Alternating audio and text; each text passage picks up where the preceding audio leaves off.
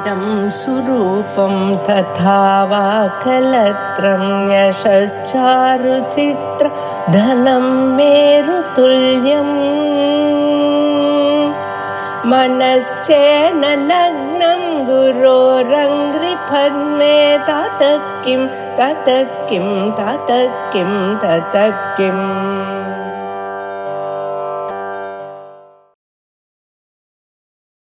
श्री गुरुभ्यो नमः। श्रुति सूक्तिमाला 31வது ஸ்லோகம் ஆரம்பம். 30 ஸ்லோகம் வரையில ஆயிடுத்து. 31வது ஸ்லோகம் வாசிக்கணும். அர்த்தஸ்ரீயா சிவ நகோபி விரஜ்யதஸ்தே श्रेष्ठस्तया त्वमसि दाशतैभिरुक्तः लब्धश्रियं जनिम चारु विचित्ररूपम् अभ्यर्चितं तव मरुद्भिरुदाहरन्ति. இது 31வது ஸ்லோகம். நம்ம முன்னாடி என்ன பார்க்கணும்னு கேட்டா, ஏற்கனவே 29வது ஸ்லோகத்துல பகவான் அப்படிங்கிற சப்தம் சிவனுக்கு பொருந்தும். அது எப்படி அப்படின்னு கேட்டா, பகசப்தத்தினாலே ஒரு 6 விஷயங்கள் எடுத்துருக்கார். ஐஸ்வர்யம் அக்ரியம் அனுபாதிமதீச்ச லக்ஷ்மி. ஐஸ்வர்யம் 1, ஸ்ரீ 1, தியானஞ்ச 3வது, வீரிய யசசி வீரியம் யசஸ், அப்புறம் வைராக்கியம். ஏதே குணா ஷடபி தே பகசம்யோக்தா சந்தி இத்யனேன பகவான் அசித்வம். இந்த ஐஸ்வர்யம், லக்ஷ்மி, ஞானம், வீரியம், யசஸ், வைராக்கியம் அப்படிங்கிற இந்த 6 குணங்கள் உங்களிடத்துல எப்போதும் இருக்குங்கிற காரணத்தால இந்த 6 குணங்களுக்கு பகம்னு பேர் கொடுத்து பகவான் அப்படிங்கிற சப்தம் உங்களை சொல்றது அப்படின்னு சொன்னார். இப்ப இந்த குணங்கள்லாம் சிவனிடத்துல இருக்குங்கிறது என்ன பிரமாணம் அப்படின்னு கேட்கும் போதுதான் இந்த 30வது ஸ்லோகத்துல ஒரு ஈஸ்வரஹா அப்படிங்கிற சப்தமே ஐஸ்வர்யம் இருக்குங்கிறத காண்பிச்சு கொடுக்கறது. உக்ரஹா அப்படின்னு சுவாமி சொன்னது அவரிடத்துல வீரியம் இருக்குங்கிறத காண்பிக்கிறது. சிவஹாங்கிற பதம் யசஸ காமிக்கிறது. அதே சமயத்துல சர்வஜ்ஞா அப்படிங்கிற பதம் ஞானத்தை சொல்றது. காமரிபு அப்படிங்கிற சப்தம் வைராக்கியத்தை சொல்லக்கூடியதாக இருக்கு அப்படின்னு 30வது ஸ்லோகத்துல வரிசா சொன்னார். ஒண்ணுதான் பாக்கி. இப்ப என்னெல்லாம் வந்தாச்சு இந்த ஸ்லோகத்துல? ஐஸ்வர்யம் வந்தாச்சு, வீரியம் வந்தாச்சு, யசஸ் வந்தாச்சு, ஞானம் வந்தாச்சு, சர்வஜ்ஞா, காமரிபுங்கிறதுனால வைராக்கியம். இந்த 5 பேர்கள்னால 5 குணங்கள் சுவாமி கிட்ட இருக்குங்கிறது தெரிஞ்சு போச்சு. ஸ்ரீ 1 விட்டு போச்சு. லக்ஷ்மி 6 குணங்கள் சொன்னார் இல்லையா, அந்த 6ல லக்ஷ்மிங்கிறது தான் ஸ்ரீ. அந்த ஸ்ரீங்கிற குணத்தை குறிக்கக்கூடிய சப்தம் சொல்லணும். அதுக்காக தான் இந்த ஸ்லோகம் வருது. இன்னைக்கு 31வது ஸ்லோகம் பார்க்கிறோமே, அது சுவாமி ஸ்ரீமானாக இருக்கார் அப்படிங்கறது நிரூபணம் பண்ணக்கூடியதாக இருக்கு. நனு ஸ்ரீநாம குண சத்பாவே ந கிஞ்சித் உபன்யஸ்தம். ஸ்ரீஹி அப்படின்னு சொல்லக்கூடிய இந்த குணம் சுவாமி இடத்துல இருக்குங்கிறதுக்கு ஒரு பிரமாணமும் சொல்லலையே, அது விட்டு போச்சு அப்படின்னு இத்தியாசங்க அப்படின்னு ஒரு சந்தேகம், ஆசங்க வருது. அதுக்கு பதில் சொல்றார்.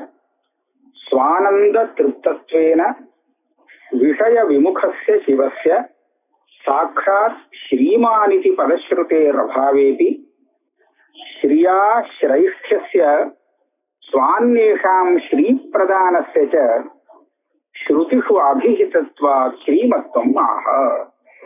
ஈஸ்வர ஐஸ்வர்யம் இருக்குங்கிறது ஈஸ்வரஹாங்கிற சப்தத்தை காமிச்சார். இந்த மாதிரி ஒவ்வொரு சர்வஜ்ஞா, காமரிபு இப்படி எல்லாம் சப்தத்தை காமிச்சார். ஆனா ஸ்ரீமான் அப்படிங்கிற ஒரு சப்தத்தை சுவாமி இடத்துல பிரயோகம் பண்ணியிருக்கிறத காமிக்கலை. ஏன் காமிக்கலை அப்படின்னு கேட்டா அதுக்கு காரணம் இருக்கான். சுவானந்த திருப்தத்வேன விஷய விமுகஸ்ய. சுவாமி எப்பவுமே சுவாத்மானந்தனால திருப்தராக இருந்துட்டு இருக்கார். அவருக்கு தன்னுடைய ஸ்வரூபத்தை காட்டிலும் வேறான ஒரு ஸ்ரீ அபேட்ச இல்லை. அதனால விஷய விமுகராக இருக்கார். ஸ்ரீன்னு சொன்னா லோகத்துல அந்த பெரிய லட்சுமி ஐஸ்வர்யம், ஐஸ்வர்யம்னா வேற விதமான ஐஸ்வர்யம். இந்த ஐஸ்வர்யத்தை சொல்றா இல்லையா, அந்த ஐஸ்வர்யத்துல அவருக்கு ஆசை இல்லை. விஷய விமுகா. அப்படி இருக்கிறதுனாலே சாட்சாத் ஸ்ரீமான் அப்படிங்கிற சப்தத்தை வேதமானது அவருக்கு உபயோகப்படுத்தவில்லை. அதனால ஸ்ரீமான் இது பத ஸ்ருதேர் அபாவே. ஸ்ரீமா ஈஸ்வரஹா அப்படின்னு சொல்லியிருக்கு, ஆனா ஸ்ரீமான்னு சொல்லல. ஏன்னா அவர் ஸ்ரீ விமுகரா இருக்காராம். ஆனா ஸ்ரீ அவரிடத்துல இருக்குங்கிறத அப்ப எதை வச்சு சொல்றது கேட்டா, ஸ்ரீயா ஸ்ரைஷ்டிய அபிஹிதத்வா. ஸ்ரீமான்களுக்குள்ள இவர் ரொம்ப சிரேஷ்டமானவர் அப்படிங்கிறத வேதம் சொல்றது. ஸ்ரீமானுக்குள்ள சிரேஷ்டன்னு சொன்னா இவர் ஸ்ரீமானாக இல்லையே நான் சொல்ல முடியும். அதே மாதிரி மற்றவாளுக்கெல்லாம் ஸ்ரீய கொடுக்கக்கூடியவராக இருக்கிறதுனால இவர் ஸ்ரீ உள்ளவராக தானே இருந்தாகணும். இவர்கிட்ட ஸ்ரீ இல்லைன்னு சொன்னா இவர் எப்படி மற்றவாளுக்கு கொடுக்க முடியும்? அதனால சுவான்னேஷாம் ஸ்ரீ பிரதானசேத ஸ்ரீயா ஸ்ரைஷ்டம்ங்கிறது ஒண்ணு, அந்நேஷா மற்றவர்களுக்கு ஸ்ரீ பிரதானம்ங்கிறது ஒண்ணு. இது ரெண்டும் ஸ்ருதிஷு அபிஹிதத்வா சொல்லப்பட்டிருக்கு. 2 ஸ்ருதி அதை காமிக்க போறாரு இப்ப வரக்கூடிய ஸ்லோகத்துல. அதனால இவருக்கு ஸ்ரீமத்துவமும் இருக்கு. அப்ப இதையும் சேர்த்துட்டா ஒண்ணு கூட விட்டு போகல. அந்த 6 குணங்கள், ஷட்குணங்கள்னு சொன்னாரு, பகசப்த வாக்கியமான 6 குணங்கள், அது எல்லாமே பகவானிடத்துல இருக்கு. அதனால பகவான் அப்படிங்கிற இந்த சப்தம் அவருக்கு பொருத்தமானது. ஸ்ரீமத்வமாக அர்த்தஸ்ரீயா சிவ நகோபி விரஜ்யதஸ்தே. ஹே சிவ தவ தேன உனக்கு, நீயோ விரஜ்யத வைராக்கியம் கொண்டவன், அப்பேற்பட்ட உனக்கு ஸ்ரீயா கோபி அர்த்தஹா நாஸ்தி. நீ ஸ்ரீய சம்பாதிச்சு அதனால ஒன்னும் அடைய வேண்டிய பிரயோஜனம் இல்லை. உனக்கு பிரயோஜனம் இல்லை, ஏன்னா நீ அதை விரும்புறவன் இல்லை. ஆக ஸ்ரீய நீ அடையறதுக்காக எந்த பிரயத்தனம் பண்ண மாட்டே அப்படின்னு. ஆனால் ஸ்ருதி விடல. ஸ்ருதி என்ன சொல்றது? ஸ்ரேஷ்டயா துவமசி தாசதைஹி ருக்தஹ. ரிக்வேத மந்திரமானது, ரிக்வேத மந்திரங்கள் நிறைய மந்திரங்கள், அது எல்லாமே உன்னை அந்த ஸ்ரீயா சிரேஷ்டா, ஸ்ரீய கொண்டு ஸ்ரீ உள்ளவன்ல ரொம்ப ரொம்ப சிரேஷ்டமானவர் அப்படின்னு உன்னை நிரூபணம் பண்றது ரிக்வேத மந்திரங்கள். ஆக உனக்கு சிரேஷ்டம் இருக்கு, ஸ்ரீயா சிரேஷ்டம் இருக்குங்கிறதுனால நீ ஸ்ரீமான், அதுல சந்தேகம் இல்லை. இன்னொரு யுக்தி என்னன்னு கேட்டா, லப்தஸ்ரீயம் ஜனிம சாரு விசித்திர ரூபம் அபர்ச்சிதம் தவ மருத்பிருதாஹரந்தி. தாசத்தை ரிக்வேத மந்திரங்கள் உன்னுடைய ஒரு ஸ்வரூபம், ஒரு ரூபத்துல நீ ஆவிர்பாவம் அடைஞ்சிருக்கே, அதாவது லிங்க ரூபமாக உனக்கு ஆவிர்பாவம் ஏற்பட்டிருக்கு. அது ஒரு அழகான விசித்திரமான ரூபம். அது லப்தஸ்ரீயம் அபர்ச்சிதம். அத மருத்துகள்லாம், மருத்துவனை சொல்லக்கூடிய தேவகணம், அவ அர்ச்சித்திருக்கா, அர்ச்சனை செய்திருக்கா, பூஜிச்சிருக்கா அந்த லிங்கமாக இருக்கக்கூடிய உன்னுடைய ஒரு ஸ்வரூபத்தை. எதுக்காகன்னு கேட்டா, ஸ்ரீய அடையறதுக்காக. அவ ஸ்ரீய அடையணுங்கிறதுக்காக ஒன்னா அர்ச்சனை பண்றா, உங்ககிட்ட ஸ்ரீய அடையணும்னு பாக்குறா. அப்படிங்கிறதுல என்ன தெரியுது? நீ ஸ்ரீமான்னு தெரியுது. சாதாரணமா ஒருத்தர்கிட்ட என்ன இருக்கோ அதை அவகிட்டேந்து வேண்டி வாங்கிக்க முடியும், இல்லாததை எப்படி வாங்க முடியும்? ஆக ஒன்னு அர்ச்சனை பண்ணி அவெல்லாம் ஸ்ரீய அடைஞ்சார்கள் அப்படின்னு மந்திரம் சொல்றதுனாலேயே சொல்லாமலே சொல்லிடுத்தோ நீ பெரிய ஸ்ரீமான். இதே மாதிரி உபனிஷத்துல ஒண்ணு வரும், ஏவானந்தயாதி அப்படின்னு வரும். ஆனந்தயதி அப்படிங்கறது ஆனந்தயாத்தின்னு வைதிக பிரயோகம், ஆர்ஷ பிரயோகம். ஆனந்தயதி சர்வபூதங்களையும் சர்வ பிராணிகளுக்கும் ஆனந்தம் வருதுன்னு சொன்னா அந்த ஆனந்தத்தை கொடுக்கக்கூடியவர் இந்த பரமாத்மா அப்படின்னு இங்க சொல்லியிருக்கு. பரமாத்மா ஆனந்தத்தை கொடுக்குறாருன்னு சொன்னா அவர்கிட்ட ஆனந்தம் வேண்டாமா? அவர்கிட்ட ஒண்ணும் இல்லை, ஆனந்தமே கிடையாதுன்னு சொன்னா அவர் எப்படி கொடுக்க முடியும்? அதனால அவருடைய ஸ்வரூபானந்தம் பெருசு அப்படிங்கிறத ஏகசேவானந்தயாதி அப்படிங்கிற இந்த ஸ்ருதியாலேயே நாம ஊகிச்சுக்க முடியும்.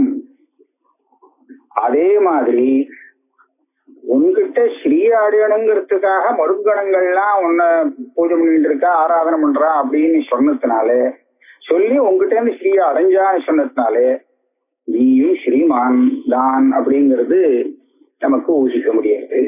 ஆகையாலே லப்தஸ்ரீயம் ஜனிம சாரு விசித்திர ரூபம் அபியர்ச்சிதம் தவ மருந்திருதாகிரந்தி, உனக்கு ஸ்ரீங்கிற அந்த குணமும் இருக்கு, நீ ஸ்ரீமானோடு இருக்கே. வியாக்கியானம் படி. ஹே சிவா, சிவனே, விரஜ்யதா, விரக்தஸ்ய, விரஜ்யதான்னு பதம் போட்டிருக்கா ஸ்லோக சேர்றதுக்காக. அதுக்கு அர்த்தம் விரக்தன், வைராக்கிய சம்பந்தன். அது இன்னொரு குணம் இருக்கு. வைராக்கியமும் அந்த பக சப்தார்த்தத்துல ஒண்ணு சேர்றது. அப்படி இருக்கக்கூடிய தே உனக்கு விரஜ்யதான ரூபம் எப்படி வந்ததுங்கிறத காண்பிக்கிறார். ரஞ்ச ராகே இத்தியஸ்ய சத்ரந்தஸ்ய ரூபம். தாத்து ரஞ்ச ராகேன்னு தாத்து, ரஞ்ச தாத்து. இது திவாதி கணத்துல இருக்கக்கூடிய தாத்து. ரஜ்யதே, ரஜ்யதி ரஜ்யதே. அந்த ரஜ்ய தாத்துவுக்கு சத்ரந்தஸ்ய ரூபம், அதாவது லட்டு லட்சானத்துல சத்ரு ஆதேசம் வந்து விரஜ்யத் வி உபசர்க்கம், விரஜ்யன் விரஜ்யந்தோ விரஜ்யந்தா, அதுக்கு விரஜ்யதா ஷஷ்டி ஏகவசம். இப்படியாக ரூபம் சித்தமாகதான். தே உனக்கு ஸ்ரீயா சம்பதா நகோபி அர்த்தா பிரயோஜனம், பிரயோஜனம் நாஸ்தி, நாஸ்தி. அதாவது நிறைய சம்பாதிக்கணும், சம்பத்தை தானே சம்பாதிக்கிறா, அந்த சம்பாதிக்க வேண்டிய அவசியம் உனக்கு இல்லை. அதனால உனக்கு எந்த அர்த்தம், அர்த்தகான பிரயோஜனம் இல்லை. அர்த்தத்துக்கு பிரயோஜனம்னு ஒரு அர்த்தம் உண்டு. ஆக இந்த ஸ்ரீயால நீ அடைய வேண்டிய அவசியம் அர்த்தம் ஒண்ணும் இல்லை. அப்படின்னா என்னாச்சு? ஏன் அடைய வேண்டியது இல்லை? அதுதான் ஆப்த காமஹா அப்படின்னு சொல்றது. திருப்தியா இருக்கார், திருப்தியா இருக்கிறதுனால, நித்திய திருப்தரா இருக்கிறதுனால புதுசா ஒன்றும் சேர்த்துக்க வேண்டிய அவசியம் இல்லை. சரி, இதை யாரு சொல்றான்னு கேட்டா, இதுக்கு என்ன பிரமாணம்னு கேட்டா, தாச தகீபிஹி துவம் தயா ஸ்ரீயாஸ்ரேஷ்டா உக்தா. ஸ்லோகத்தினுடைய 2வது வரி. தாசத்தைனா என்னது அது சொல்ற. தச அவயவாக மண்டலாக உபாக்கியாக, மண்டலோபாக்கியாக இருக்கும் போல இருக்கு. அஸ்யாக இது தச தை ரிக் சம்ஹிதா, 10 மண்டலங்களை கொண்ட வேதம் ரிக்வேதம். மண்டலம் அப்படின்னு பிரிச்சா 10 மண்டலம் அதுல இருக்கா. அதனால தசதய அப்படிங்கிற சப்தம் ரிக் சம்ஹிதைய சொல்லக்கூடியது. அந்த ரிக் சம்ஹிதையில உள்ள மந்திரங்கள், அதோடு சம்பந்தப்பட்ட மந்திரங்களை நாம தாசதை இருக்குன்னு சொல்றது. தத் சம்பந்தினி தத் படிதாபிஹி இத்யர்த்தஹ. அந்த ரிக்வேத சம்ஹிதையில படிக்கப்பட்ட பல ரிக் மந்திரங்கள் ஒன்ன ஸ்ரீயால சிரேஷ்டமாக, ஸ்ரீயை கொண்டு நீ பெரிய சிரேஷ்டமானவன், பெரிய ஸ்ரீமான் சொல்லப்படுது. அது எங்கன்னு கேட்டா, ஸ்ரேஷ்டோ ஜாதஸ்ய இத்தியாதி ரிக்பிஹி தயா ஸ்ரீயா துவம் ஸ்ரேஷ்டா ஸ்ருதோசி. ஒரு மந்திரம் இருக்கான். இந்த மந்திரம் வந்து நீ ஸ்ரீயை கொண்டு பரமஸ்ரேஷ்டனாக இருக்கிறாயின்னு சொல்லக்கூடியதா இருக்கு. அது எங்க இருக்குன்னா, ஸ்ரேஷ்டோ ஜாதஸ்ய ருத்ர ஸ்ரீயாசி தபஸ்தமஸ் தபசாம் வஜ்ரபாகோ. இங்க நான் பார்த்தேன் தவஸ்தமஸ் தவசாம் வஜ்ரபாகோ அப்படின்னு இந்த ரிக்வேத மந்திரத்துல இருக்கு. இந்த பா வா இது ரெண்டும் கிரந்தாட்சரத்துல ஒரே மாதிரி ஒரு மூலியோ கிட்டத்தட்ட, அதனால இது ஏமாந்து போயிருக்கும்னு நினைக்கிறேன். தபகான்னு சொன்னா அர்த்தம் நல்லா இருக்க மாதிரி தோன்றுது. ஆனா தவஸ்தமஸ் தவசாம் வஜ்ரபாஹோ அப்படின்னு மந்திரத்துல தெரியுது, வகாரம் தெரியுது. ஆமா, இந்த மந்திரம் என்ன சொல்றது? அஸ்யார்த்தா ஹே வஜ்ரபாஹோ வஜ்ரத்தை வைத்துக் கொண்டிருக்கிறவரே, கையில் வஜ்ராயுதம் வைத்துக் கொண்டுள்ளவரே. யாருது? வஜ்ராயுதம்னு சொன்னா இந்திரன் தான் ஞாபகத்துக்கு வருது. வஜ்ரபாகு இந்திரனை பத்தி சொல்லியிருக்கு, அதை போய் இங்க கொண்டு வந்தாருன்னு நமக்கு சந்தேகம் வரும். அதுக்காக என்ன சொல்றாருன்னா, இந்திர ரூபனாக இருப்பது யாரு? நீதான், பரமேஸ்வரன் தான். பரமேஸ்வரன் தான் எல்லாம் அப்படின்னு சொல்றது, எல்லா ரூபத்திலும் இருக்காருன்னு சொல்லும் போது இந்திர ரூபமாக அவர் வஜ்ரபாகுவாக இருந்திருக்காராம். வஜ்ரபாகு மூர்த்தி ஆஸ்தாய, வஜ்ரபாகு வஜ்ரத்தை கையில வச்சிருக்கக்கூடிய அந்த இந்திரன்கிற ரூபமாக நீ ஒரு ரூபத்தை கிரகித்துக் கொண்டிருக்கிறாய். ஜாதஸ்யன்னு இருக்கு, அந்த ரூபத்துல நீ வந்திருக்க. ஜாதஸ்யன்னு ஷஷ்டிய விட்டு விடணும், ஷஷ்டி வந்து பிரதமார்த்தத்துல வந்திருக்கு. ஜாதஸ்ய வியக்தேன பிரதமார்த்தே ஷஷ்டி ஜாதஹ சன், இவ்வளவுதாங்க. நீ இந்திர ரூபமாக பிராதுர்பாவம் இல்லையா, ஜனி பிராதுர்பாவே. பிறப்பு அப்படின்னு அர்த்தம் இல்லை, உற்பத்தி அப்படின்னு இங்க அர்த்தம் இல்லை. அந்த ரூபத்துல நீ பிரகாசிக்கிற. இந்திர ரூபேண பிராதுர்பூதா சன், நீ வந்து வஜ்ரபாகுவாக இந்திர ரூபத்திலே எல்லாருக்கும் தெரியும்படியா பிராதுர்பாவம் அடைஞ்சிருக்கே. அதே மாதிரி தபசாம் தபஸ்தமகான்னு இருக்கு, நான் தவசாம் தபஸ்தமகான்னு சொல்லிக்கலாம். அதுக்கு அர்த்தம் என்ன பண்றாருன்னா, ஸ்துத்யானாம் ஸ்துத்யதமஹா. தவஸ் அப்படிங்கிற சப்தத்துக்கு ஸ்துத்யஹான்னு அர்த்தம் பண்ற. அப்படின்னா என்னது? ஸ்துத்யஹானா ஸ்தோத்திரம் செய்யப்பட வேண்டியவர், அவதான் ஸ்துத்யஹா. யார பத்தி நம்ம ஸ்தோத்திரம் பண்ணணுமோ, நிஜமாவே ஸ்தோத்திரம் பண்ணணுமோ, அவதான் ஸ்துத்யஹா. அப்பேற்பட்ட ஸ்துத்தியர்களுக்கெல்லாம் நீ ஸ்துத்திய தமகானுட்டா. தவசாம் தவஸ்தம, எல்லாருக்குமே இல்ல, ரொம்ப ரொம்ப ஸ்தோத்திரம் பண்ண வேண்டியவர் நீங்கதான். அதாவது பகவான் தான் எல்லாரையும் விட ஸ்தோத்திரம் பண்ண தகுந்தவர். அதனால ஸ்துத்யானாம் ஸ்துத்யதமஹா அப்படின்னு வியாக்கியானம் பண்ணார். அப்பேற்பட்டத்துவம் ஸ்ரீயா ஸ்ரேஷ்டோசி, அந்த மந்திரத்திலே ஸ்ரீயாசி தவஸ் தவஸ் ஸ்ரீயாசி தவஸ்தமஹா அப்படின்னு இருக்கு. அதாவது அந்த ஸ்ரீயை கொண்டு நீ ரொம்ப உயர்ந்தவனாக இருக்கிறாய், சிரேஷ்டனாக இருக்கிறாய். அசீதி. அப்ப இது ஒரு மந்திரம் ஆயிடுச்சு. இதுக்கப்புறம் லப்தஸ்ரீயம் அப்படின்னு இருக்கு.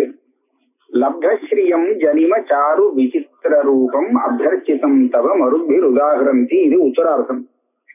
இதுக்கு எப்படி அர்த்தம் பண்றாருன்னு சொன்னா, ஸ்ரீயம் சம்பதம் லப்தும். இந்த வியாக்கியானத்தை பார்த்தா எனக்கு என்ன தோன்றதுன்னா, லப்தும் ஸ்ரீயம் ஜனிம சாரு விசித்திர ரூபம் அபியர்ச்சிதம் தவ மருத்பிர் உதாகரந்தி. லப்தும் ஸ்ரீயம் அப்படின்னு இருக்கும் தோன்றது ஸ்லோகத்துல.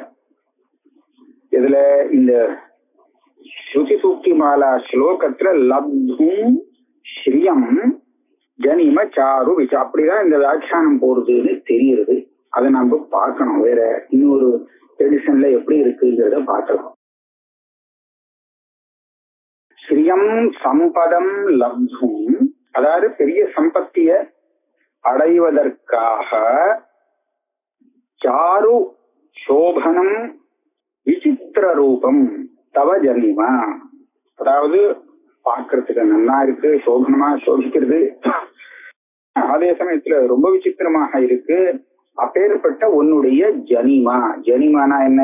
மகாலிங்கா கிருதி பிராதுர்பாவம், ஒரு மகாலிங்க ஸ்வரூபமாக உங்க சுவாமியுடைய பிராதுர்பாவம் இருக்கு, அதுதான் அங்க ஜனிமான்னு சொல்லப்பட்டிருக்கு. இது பார்த்தா ஆச்சரியமா இருக்கு, பார்க்கறதுக்கு ரொம்ப நல்லா இருக்கு, அழகா இருக்கு. அப்பேற்பட்ட அந்த மகாலிங்க ஆகாரத்துல சுவாமியுடைய இந்த பிராதுர்பாவத்தை மருத்பிஹி அர்ச்சிதம் உதாகரந்தி. ஸ்ருதிகள்லாம் மருத்துகள்லாம் இந்த மகாலிங்க வடிவத்துல சுவாமியை உபாசிச்சதாக ஸ்ருதி சொல்றது. அது எதுக்காகன்னு கேட்டா, சம்பத்துகள்லாம் அடையறதுக்காக. ஆக அந்த ரூபத்திலே சுவாமியை அர்ச்சனை பண்ணி ஆராதிச்சா சம்பத்து கிடைக்கும் அப்படிங்கிறது இதுல இருந்து தெரியுது. ததாச்ச ஸ்ருதிஹி, இது எங்க சொல்லியிருக்குன்னா அது அந்த தாசத்தை ஸ்ருதி ரிக்வேத ஸ்ருதியை காண்பிக்கிறார். தவ ஸ்ரீயே மருதோ மர்ஜயந்த ருத்ர யத்தே ஜனிம சாரு சித்திரம் பதஞ்சத் விஷ்ணோ ரூபமம் நிதாயி தேன பாசி குஹ்யன் நாம கோனாம் அப்படின்னு முழு ஸ்ருதி எடுத்து போட்டிருக்கார். இதுக்கு அர்த்தம் எழுதுறார். ஹே ருத்ர, ருத்ரனை பார்த்து சொல்றது இந்த மந்திரம். சாரு சோபனம் எங்க இருக்கு? ஜனிம சாரு சித்திரம். சாருனா சோபனம், அழகானது. சித்திரம்னா விசித்திரமான ரூபத்தை கொண்டது. சித்திரம் சித்திர ரூபம் யத்தே ஜனிமா, இந்த ரூபத்தில் உனக்கு ஒரு ஜென்மா வந்திருக்கு. ஜென்மானா என்னது? மகாலிங்கா கிருதி பிராதுர்பாவா அஸ்தி. இந்த பெரிய மகாலிங்காக்காரமா உனக்கு ஒரு பிராதுர்பாவம் ஏற்பட்டிருக்கு. தவ தஜ்ஜனிமா, இப்பேற்பட்ட இந்த உன்னுடைய அவதாரத்தை லிங்க ரூபத்துல உன்னுடைய ஒரு ஜன்மாவை பிராதுர்பாவத்தை ஸ்ரீயே ஸ்ரீயம் லப்தும், ஸ்ரீய அடைவதற்காக மருதோ மர்ஜயந்த, இந்த மருத்கணங்கள், மருத்துன்னு சொல்லக்கூடிய அந்த தேவதைகள் மர்ஜயந்த அபிஷேகாதினா மகாலிங்கார்ச்சனம் குர்வந்த இச்சர்த்தா. அதாவது இப்ப சிவராத்திரி அபிஷேகம் பண்ணணும் இல்லையா, அப்ப அந்த ரீதியில மருத்கணங்கள்லாம் அந்த லிங்கத்துக்கு அபிஷேகம் பண்ணி ஆராதனை பண்ணியிருக்கா அப்படின்னு இந்த மந்திரம் சொல்றது.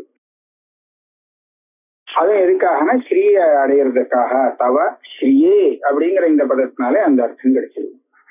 உத்தரார்த்தத்துல பதஞ்சத் விஷ்ணு உபமன்னிகாயின்னு இருக்கு. அதுல பாதிக்கு அர்த்தம் பண்றார். பதம் யத் விஷ்ணோஹோ இத்யத்ர, இந்த பதஞ்சத் விஷ்ணோங்கிறதுக்கு விஷ்ணோ பரமம் பதம் லிங்கம் இது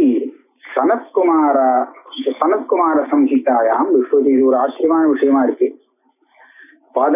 பதம்னா விஷ்ணுவுக்கு பரமம் பதம், விஷ்ணோ பரமம் பதம்னு அவங்க எங்க சொல்றாளோ இல்லையோ, அந்த விஷ்ணோ பரமம் பதம்ங்கிறது பகவானுடைய இந்த லிங்கஸ்வரூபம்.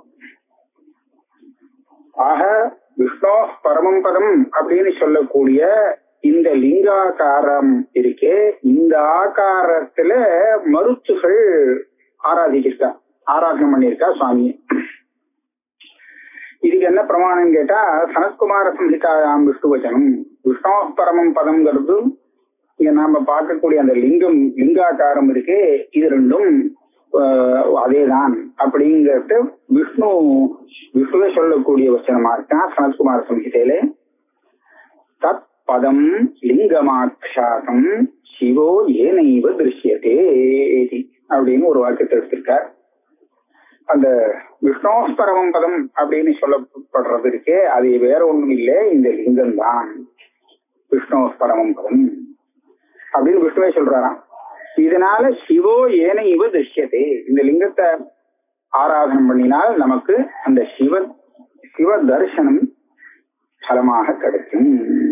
இதே மாதிரி பிரம்மாண்ட புராண வச்சனம் ஒன்று எடுத்துக்கார். தல் லிங்கஸ்யாபி மகாத்மியம் யுவாம் திரஷ்டும் நஹி க்ஷமோ சூரையோ யத் பிரபஷ்யந்தி தத் விஷ்ணோ பரமம் பதம். இந்த லிங்கம் இருக்கே, கர்ண பார்த்தா தெரியுறதுன்னு அர்த்தம் இல்லை, அதனுடைய மகத்துவம் உங்களுக்கு எல்லாம் தெரியாது.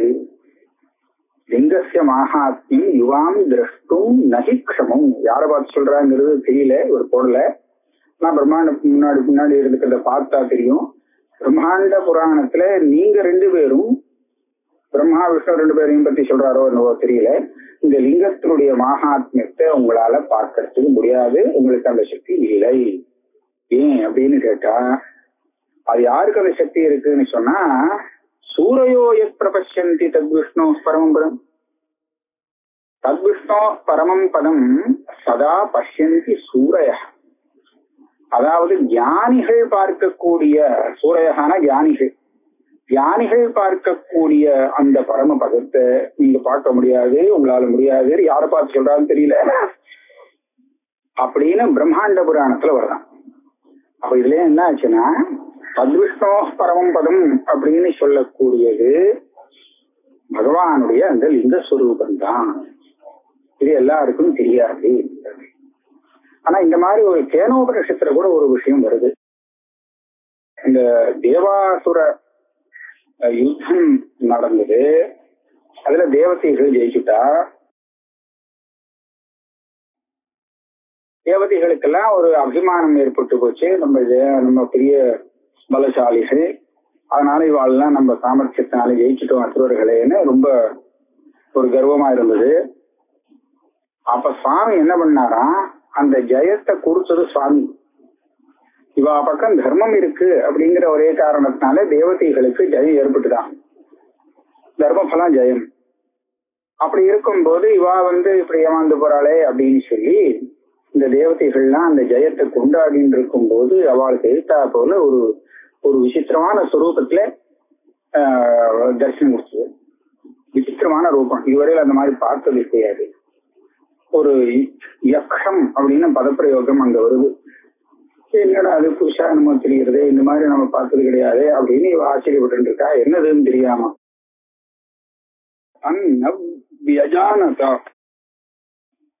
கிவிதம் யக்ஷம், அந்த தேவதைகளுக்கெல்லாம் புரியலையா இது என்னது. ஆனா வசத்தியான வஸ்து யக்ஷம் அப்படின்னு சப்த பிரயோகம் பண்ணினால இது பூஜ்யம், வசத்தியான வஸ்துன்னு தெரியுது. ஆனா இது என்ன, யாரு வந்திருக்கான்னு தெரியலையே அப்படின்னு சந்தேகப்பட்டு முதல்ல அக்னி அனுப்புறா, வாயு அனுப்புறா, இந்திரனை அனுப்புறா, இப்படி எல்லாம் வருது. அக்னி அனுப்பி அக்னியால அது என்னதுன்னு தெரிஞ்சுக்க முடியாமல் திரும்பி வந்துருச்சு. நைத்த தசகம் விஜாதம், அக்னி போன உடனே அங்க ஒரு திருணத்தை வச்சு உன்னுடைய சக்தியை காமி அப்படின்னு அது சொல்லியிருக்கு. அக்னி தன்னுடைய அக்னிக்கு உண்டான சக்தி எரிக்கிறது தானே, அந்த திருணத்தை எரிக்க போனா எரிக்கவே முடியல. ஏன் எரிக்க முடியலன்னா அந்த சக்தி இல்லை. இப்போ அந்த சக்தி ஸ்வரூபமா இவர்தான் உள்ள இருந்துட்டு இருக்காரு. அதே மாதிரி வாயு கிட்டயும் அதே திருணத்தை வச்சு இதை கொஞ்சம் பறக்க வை பார்க்கலாம்னா வாயு எவ்வளவு வேகமா வீசினாலும் அது அங்கே நகர மாட்டேங்குது. ஏன்னா வாயு கிட்ட இருக்கிற அந்த சக்தி இப்ப இல்ல. ஏன்னா அந்த சக்தியை கொடுத்தது இவர்தான், அந்த சக்தி ரூபமா உள்ள இருந்து வேலை செஞ்சது இவர்தான். ஆக இப்படி எல்லாம் பண்ணிட்டு கடைசியில இந்திரன் வரும்போது காணாம போயிட்டார். அங்க அதர்சனம் அந்தர்தானம் ஆயிடுச்சு. அப்போ இந்திரன் அங்கே இருந்து அம்பாளை ஆராதனம் பண்ணி அம்பாளுடைய உபதேசத்தினால சா பிரம்மேதி ஹோவாச்ச, இது பிரம்மமாக்கும் அப்படின்னு சொல்லி அந்த ஸ்வரூபத்தை புரிகின்றாளாம். அநேகமா இந்த ஸ்வரூபம் லிங்க ஸ்வரூபம்னு சொல்றான். ஆக லிங்கத்தினுடைய இந்த ஜோதி ஸ்வரூபம் ஒண்ணு சொல்றாளே அதுதான் லிங்கமாக சொல்றா. ஆக அப்பேற்பட்ட ஸ்வரூபத்தை மருத்துகள்ல ஸ்ரீயடையறதுக்காக ஆராதிக்கிறார்கள் அப்படின்னு மந்திரத்துல சொன்னதுனால என்ன தெரிகிறது, நிச்சயமா இந்த ஸ்வரூபம் உனக்கு அவளுக்கு ஸ்ரீயை கொடுக்கக்கூடியது, ஸ்ரீ பிரதானம், ஸ்ரீயை கொடுக்கக்கூடிய சாமர்த்தியம் உள்ளது இது அப்படின்னு தெரிகிறது. ஸ்ரீயை கொடுக்கக்கூடிய சாமர்த்தியம் இருக்குன்னு சொன்னா இவரை ஸ்ரீமானாக இருந்தா தானே கொடுக்க முடியும். ஆகையால இந்த ரெண்டு ஸ்ருதிகளை பிரமாணமாக பார்க்கும்போது பகவானிடத்துல ஸ்ரீஹி அப்படிங்கிற அந்த குணமும் இருக்கு. இதை ஒண்ணு சேர்த்தாச்சுன்னா பூர்த்தி ஆயிடுறது. அந்த பகசப்த வாக்கியமான 6 குணங்களும் சுவாமிகிட்ட பரிபூர்ணமாக இருக்குங்கிறதுனால பகவான் அப்படிங்கிற சப்தம் சுவாமியை குறிக்கக்கூடிய சப்தமாக ஆகிறது. இந்த 31வது ஸ்லோகம் இதோட முடிஞ்சு போச்சு. இதுக்கப்புறம் அடுத்த ஸ்லோகத்தை நம்ம அடுத்த கிளாஸ்ல பார்ப்போம்.